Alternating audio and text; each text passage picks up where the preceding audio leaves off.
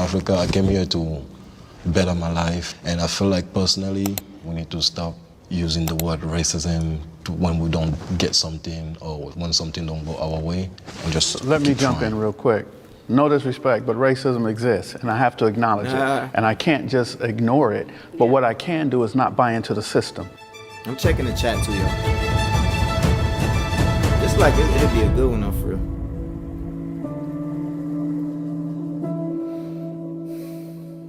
Step forward if you agree.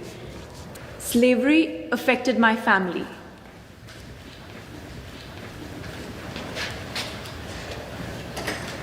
Yeah, I mean, that's just evident in my last name, King. I mean, that's the brand of the slave owner that put that name on my family all those years ago. And That's true. I got, like, my last name. Look how he looking at him. Why are you looking at him like that? My last name, Little, is the same last name as Malcolm X. And that's like a slave, slave master name. That is true, I mean. Wearing it in those ways, along with the compounded, economic disparity, social disparity, mental trauma, all of that. I mean, it's tethered forever. So to go back to slavery and talk about post-traumatic stress disorder, it has never stopped. So there is no post. What my great-grandparents were teaching my grandparents, who taught my mother, who taught me, came from what they learned through slavery. So, hey, y'all want to know something? Like, a lot of the black food that we eat for Thanksgiving came from like slave meals. See, I'm not one of those people who be like, oh, I'm held back because of what slavery did. So I talk about it in a way of like experience, not like, oh, it's holding me back, right? And we could talk more about that too. But like, yeah, the chitlins, pig feet and all that, that was like slave food. And they learned how to make like meals out of it. A lot of fear, a lot of insecurity, a fear of society, a fear of law enforcement. So slavery has made a major impact where the low self-esteem is consistently reoccurring. I think for me, growing up in Los Angeles, California, in the police out there in LA, boy, woo. 1960s, there was a stereotype that I didn't want to be black, I didn't want to be African because we come from Africa or we're slaves. So I want to be a Chinese boy, I want to be Bruce Lee.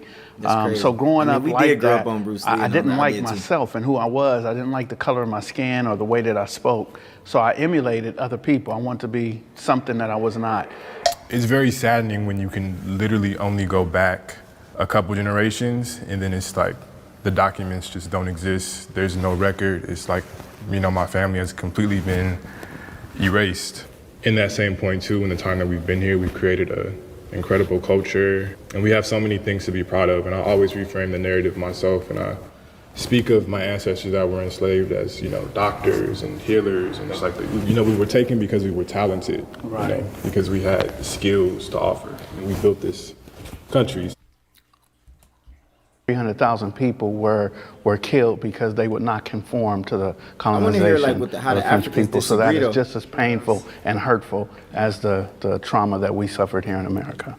I can't share the same experience that you have went through and your family, even though we also had our own type of slavery. We had apartheid at the time, where the Dutch people took over and they wanted to just have South Africa, Namibia, and I think other countries where we could only just speak Dutch. It's somehow still happening. Is this poverty? Is it because of racism?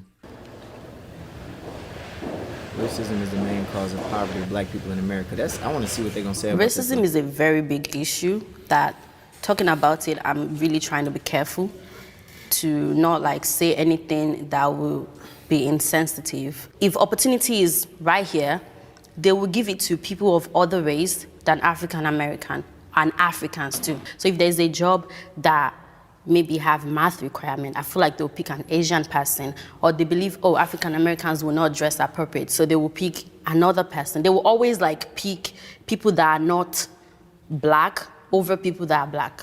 And I also think, I think the crucial missing point when we talk about economic disparity, time. Time is the most valuable currency. And if you have a stock that's the American dream is the stock, and during all that time, all that asset, the American dream was appreciating, and you're not allowed to take out business loans, you're not allowed to read, you're not allowed to write, you have to first fight to become 3/5 of a citizen. I want y'all to get in the chat too in the comments and talk about it. Let's talk about it. You got Jim Crow, and then you got everything else. It's you're now having to buy in at a price so high because the time is irreparable. You can't get that back. One black person today cannot in one lifetime achieve what generations of white families were able to do simply because they didn't have to compete with us to do it. Yeah, I agree with you totally. Like, Yeah, I was thinking, just like you said, from a historical standpoint, we start with slavery, then that's centuries, generations of stolen labor, like you said. Then we get into Jim Crow, which is just an extension of that. Then we have redlining, we have mass incarceration, we have events like the bombing of Tulsa and Rosewood in Florida, and all these different examples of our wealth being decimated. And I don't say that to come from a defeatist. Ignore it, but what I can do is not buy into the system. You know, if I want to do something, let me be the entrepreneur. What I believe happened in the 1960s.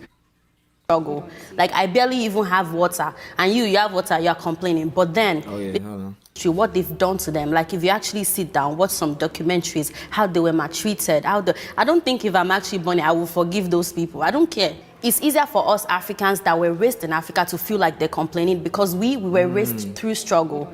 Like, I barely even have water, and you have water, you're complaining. But then, it's not about the basic necessity or about how we are raised. We are raised like, I don't want to say way better. We might not have resources, but there are some way, like our own people will not look down on us or put us behind. So it's in they're nurtured that way. Like, they just can't overlook it. And if you sit down and watch everything that the forefathers have been through for you, I changed my mind. No, they need to be angry. However, they should still move forward. I mean, we have police brutality back home too.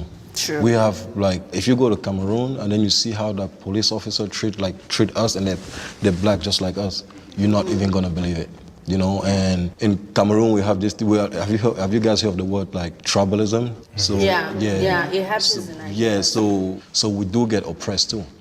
And I agree. so when I'm saying like we need to like look past that, I'm not saying forget what happened to you guys or me. At the end of the day, we cannot just sit and just grieve on the past. We have to be able to move on, but not forget. If I could choose a place to live, it would obviously be my country. I love my country, but right now, my country is not the best choice for me. Kind of did reinforce some stereotypes, because now when you go out in the world, people will just classify you under one group.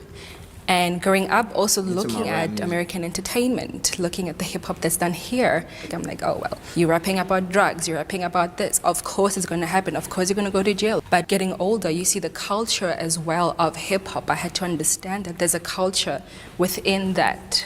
I was alive when hip hop started, and it was during a time where people rapped about what they saw, what they wanted in life.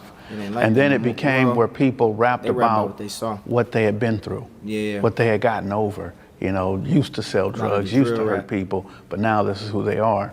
And I think it's gotten into now, and in our day and age now, it's where people are glorifying and wanting to pretend that these are the things that they do on a daily basis, when it's not. Been on this so it went from storytelling to now really it's truly storytelling, but it's unhealthy for our culture. I don't want to on my radio and all I'm hearing is... Yeah, they should have had me on that one. But I ain't gonna cap y'all. Look, I want to take a pause on this. Let me know y'all thoughts. Should I do more of these? What y'all want to see me react to? And I'm gonna be in the chat. So yeah, like and subscribe.